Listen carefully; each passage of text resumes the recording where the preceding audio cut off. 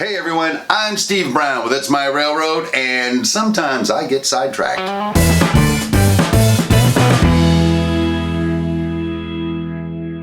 Hey, welcome to Sidetracked. This is the place we keep the stuff that doesn't exactly fit in with one of our project builds, but we wanted to share with you anyway. So if you're new here, consider subscribing. If you've been following along with our logging camp rehab series, you'll have seen at the end of a recent video that I said that we had to tear out this brand new custom track that we just installed up in the logging camp. Right after I installed that track, I was real excited and I started trying to run some trains up there, and that's when things went horribly awry.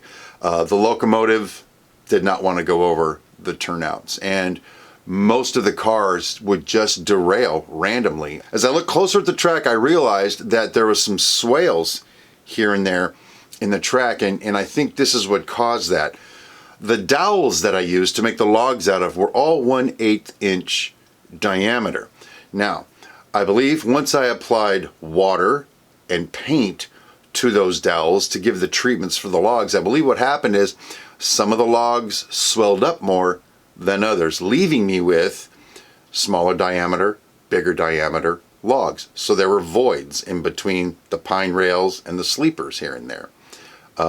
So then by putting weights on top of that to hold everything down, what then happens is it starts bending the tracks. And it did it so bad that it actually warped both of my turnouts. The thing that I was saying was the one thing I needed to make sure and not happen is the thing that happened. So model railroading, sometimes it works, sometimes it doesn't.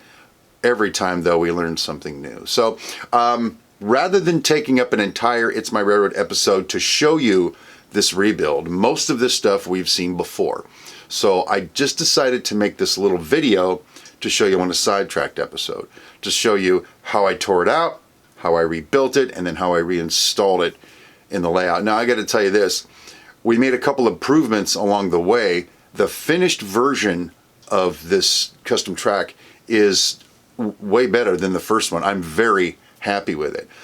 It took me about 3 nights after work, a couple hours a night, to basically tear it out and rebuild it. Most of the stuff was done. I already had the logs, I already had the track, I already had the turnouts, I already had the footprint. So it didn't take that much time to rebuild it, but it was just kind of embarrassing to have that happen right here in front of my entire YouTube audience.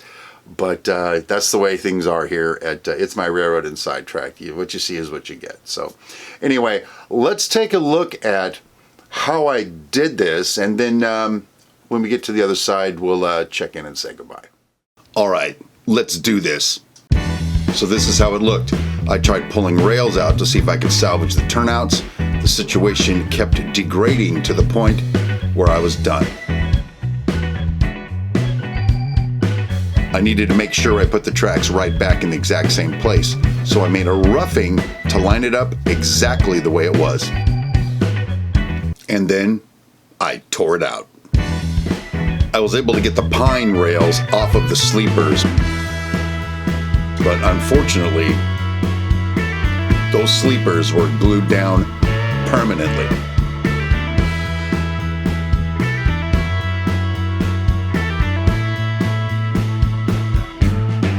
Time to rebuild. Here's the roughing. I put the turnouts exactly where they're supposed to go, and I marked their locations, and then I taped them in place. Then I started cutting track and putting it in just like I would on the layout. I taped it in as I went to hold it in place right on the roughing, and this is what we ended up with. I also had to take the pine rails off of those 2 little Atlas segments so that I could put them on and tape them down. Then I soldered every rail joiner with the track taped in place. I did not want to risk any warpage or misalignment when this thing went back on the layout. Pretty proud of my solder joint too, by the way. After the rail joiners were soldered and with the track still taped down to the paper roughing, I put it back up on the layout just to make sure everything lined up. Everything looked like it fit pretty good. Now it's time to put the log rails back on the bottom of the track.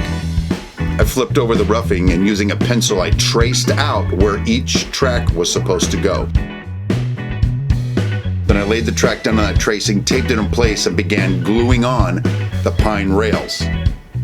This is what it looks like with all of the first set of pine rails glued on. But I was thinking, it's just not enough. I went through and put a third log rail on the bottom of the track to help ensure this was as steady and flat and solid as I could make it when it went back up on the layout.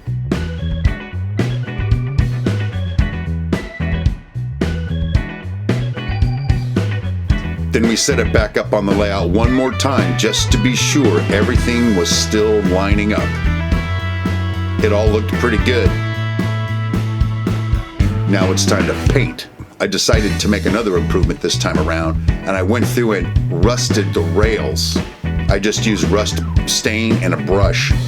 Then, using the same technique we've seen in a previous video, I went through and I randomly weathered railroad ties after painting them all black. Again, just like we've seen before, I took the brown chalk paint and went through and dry brushed the entire track piece to make it look like this. The brown paint starts muting the rust, it starts blending the ties together, and even as you get closer and closer, it looks really good. Let's put it on the layout. I laid it down in one piece, and I connected it up to the hillbilly bridge, and that was the only source of power when I ran my EMD NW2 up over these rails and past all these turnouts. You can see that headlight doesn't blink at all. It ran without incident. And this is what it looks like when it's done.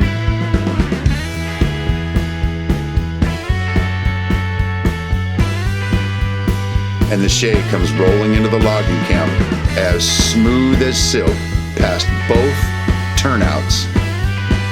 Ladies and gentlemen, we have successfully replaced the land bridge in the logging camp. Now, let's get to those mountains, shall we? Well, there you go. That's how I tore out the track, rebuilt it, and stuffed it back in. The trains run incredibly well on this new track, and I'm hoping in the near future to make an operations video that'll show you the mountain job. That's the job where the shade brings up, empties for coal and logs, and then takes the full ones back down. Hey, if you like this video, make sure you like it and share it. And if you'd like to see the logging camp rehab from the beginning, just click this link right here to that playlist. If you'd like to see some more Sidetracked episodes, just click this link over here. And that just ought about do it. I really appreciate you coming by to hang out with us. And until next time, rail on, my friends.